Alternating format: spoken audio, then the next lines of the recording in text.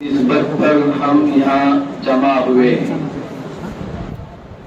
دنیا میں لوگ مختلف نسبتوں پر جمع ہوتے ہیں، کبھی اداروں کی نسبت پر، کبھی شخصیتوں کی نسبت پر، الگ نسبتیں ہوتی ہیں، لیکن یہ ہماری آج کی نسبت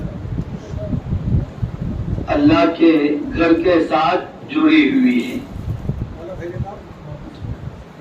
یہ گھر، اللہ کے گھر کی تعمیر کا جو سلسلہ ابتدائے زمانے سے ہے، خود اللہ تبارک و تعالیٰ نے اپنے کلام پاک میں اعلان کر دیا،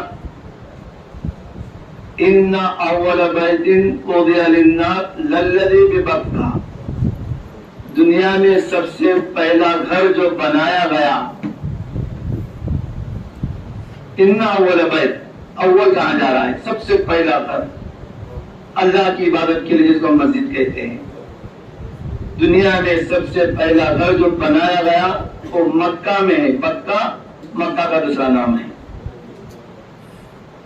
تو سب سے پہلا گھر جو بنایا گیا ہے، سب سے پہلی مسجد جو بنائی گئی وہ مکہ میں ہے، اور وہیں سے سلسلہ چل پڑا، ہوتے ہوتے ہوتے ہم تک پہنچ جائے۔ ایک مبارک کڑی ہے، ایک مبارک سلسلہ ہے۔ اب ایک لمبی تاریخ ہے کہ سب سے پہلے بیت اللہ کس نے بنایا، تو وہ سلسلہ ہوتے ہوتے ہم تک یہ پہنچا ہے۔ اب جو بھی اس سلسلے میں جڑ جائے اس کی نسبت اس گھر کی طرف ہو جائیں گی۔ اللہ تبارک و تعالیٰ ان حضرات کی خدمات کو قبول کرے جنہوں نے اس مسجد کی تعمیر کے لیے اپنی خدمات کو پیش کیا ہے۔ اب یہ خدمتیں مختلف طریقے کی ہوتی ہیں، یہ خدمتیں مختلف طریقے کی ہوتی ہیں۔ کوئی خدمت اپنے پیسوں کے ذریعے سے کرتا ہے،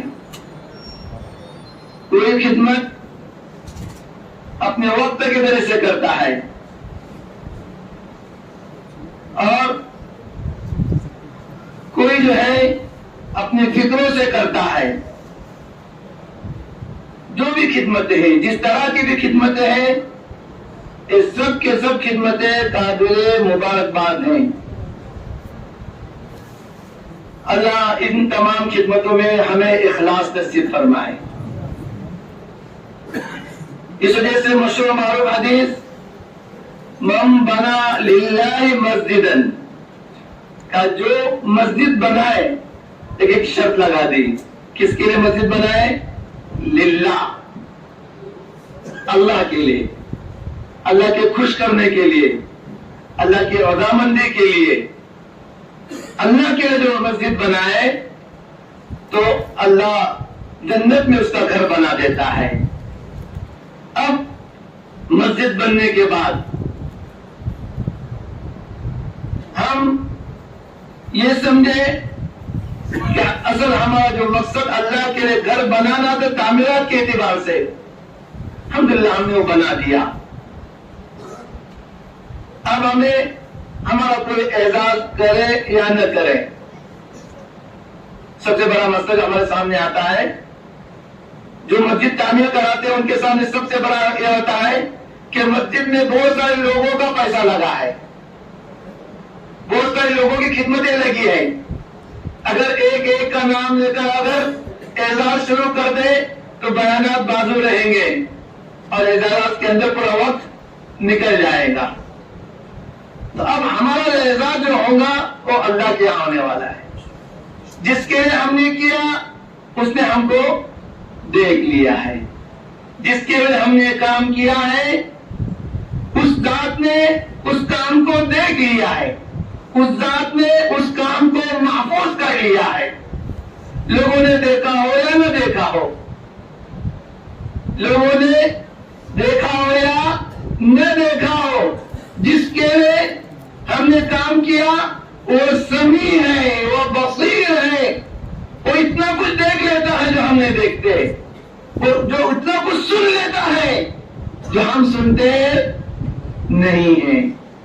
میں جو کہہ رہا ہوں، صرف مسجد بنانے والے کے اعتبار سے نہیں، جتنے بھی اچھے کام کرنے والے، جتنے بھی خیر کے کام کرنے والے لوگ ہیں، ان کے ایک پیغام، ان کے ایک پیغام ہے، ہم جو کچھ خیر کے کام کر رہے ہیں وہ اسے اللہ کے لیے کر رہے ہیں، جو ہمارے کاموں کو دیکھ بھی رہا ہے اور جو ہمارے باتوں کو سن بھی رہا ہے۔ اس لیے اب ہمیں کسی کی کوئی پرواہ نہیں ہے، کسی کی کوئی پرواہ نہیں۔ اگر وہ ہم سے راضی ہو جائے، طائف کے موقع پر جب نبی پاک صلی اللہ علیہ وسلم کو جب تکلیف دی گئی تو آپ صلی اللہ علیہ وسلم کے الفاظ یہی تھے، یا اللہ اگر تو ہم سے راضی ہو جائے تو مجھے کسی کی کوئی پرواہ نہیں ہے۔ اس لیے کہ اگر ہمارا تعلق، ہمارا معاملہ کس کے ساتھ جڑا ہوا ہے؟ اللہ کے ساتھ جڑا۔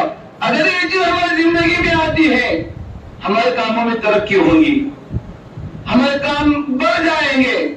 ہاں، ورنہ کئی جگہوں پر ہم نے دیکھا بڑے بڑے کام کیے گئے، بڑے بڑے کام ہوئے، لیکن محض اس وجہ سے پھر بعد میں کام سے پیچھے ہٹے، کتنے بڑے کام ہونے کے باوجود ایک ہمارا معمول سے اعزاز بھی نہیں کیا گیا، ایک ہمیں پھول بھی پیش نہیں کیا گیا، ایک ہمیں شال بھی نہیں اڑا دی گئی۔ اب اس بنیاد پر ابھی نہیں ہوا، اب کام سے دوری ہو گئی۔ تو یہ دنیا کی چیزیں ہیں، کیا وقت ہوگا ہو جب ان کاموں کی بنیاد پر، جب ان کاموں کی بنیاد پر ہے، تو کوئی دور وقت نہیں ہے کہ جنہوں نے مسجدیں بنائی اور مسجدیں بنانے کے بعد اللہ کا وعدہ جب پورا ہوگا اور ہم اور آپ سب مل کر انشاءاللہ جب اللہ کے بنائے ہوئے گھر میں جب جنت میں داخل ہو جائیں گے، اس وقت کوئی خوشی کے انتہا نہیں ہوں گی۔ اس وقت کا تصور کیجئے جب ہم اس جنت میں داخل ہو جائیں گے، جب نبی پاک صلی اللہ علیہ وسلم کا دیدار ہوگا، جب ہم صحابہ کرام کو دیکھیں گے، جب ہم اپنے والدین کو دیکھیں گے، اس دن کی خوشی سے بڑھ کر کوئی خوشی نہیں ہوگی۔ اللہ وہ دن ہم سب کو نصیب کرے اور ہوگا انشاءاللہ۔ اللہ کے ساتھ ایک اچھا گمان ہونا چاہیے، اچھا گمان ہونا چاہیے۔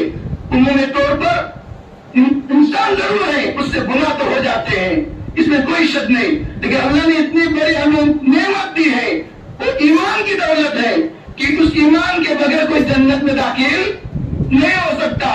اللہ نے وہ ایمان دیا، اب اس ایمان کی مرتے دم تک عبادت کرنے کی ذمہ داری اپنی ہے، اس ایمان کی سنبھالنے کی ہم کوشش کریں اور اللہ کے ساتھ امید رکھیں، انشاءاللہ اسی ایمان کے ساتھ ہم اس دنیا سے چلے جائیں گے اور انشاءاللہ ہم سب جنت کے مستحق بن جائیں گے۔ مسجد بن گئی، یاد رکھیے مولانا عابد صاحب نے بھی اس بات کی طرف اشارہ کیا کہ تمام چیزوں کا مرکز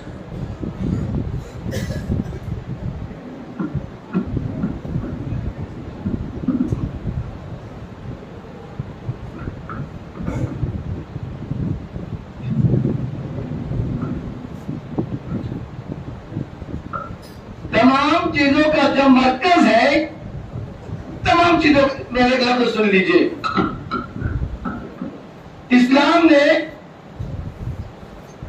جیسے تعلیم کا ایک جامع تصور دیا ہے،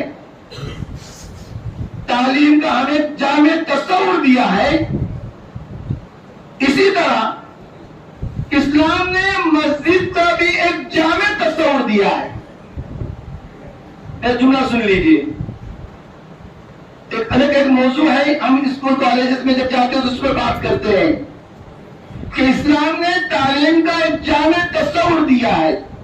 یہ بات الگ ہے کہ ہم نے دین اور دنیا کے اندر فرق کر دیا، تفریق کر دی، ہم نے کہا دین اور دنیا یہ تصور اسلام کا تصور نہیں ہے، اسلام نے تعلیم کا ایک جامع تصور دیا ہے، اسی طرح اسلام نے مسجد کا بھی ایک جامع تصور دیا ہے، لیکن یہ ہمارے محرومی نبوت سے ہمارے جیسے جیسے دین دور ہوتے گئے، ہم نے مسجد کے تصور کو محدود کر دیا، ہم نے مسجد کے تصور کو بہت ہی محدود کر دیا۔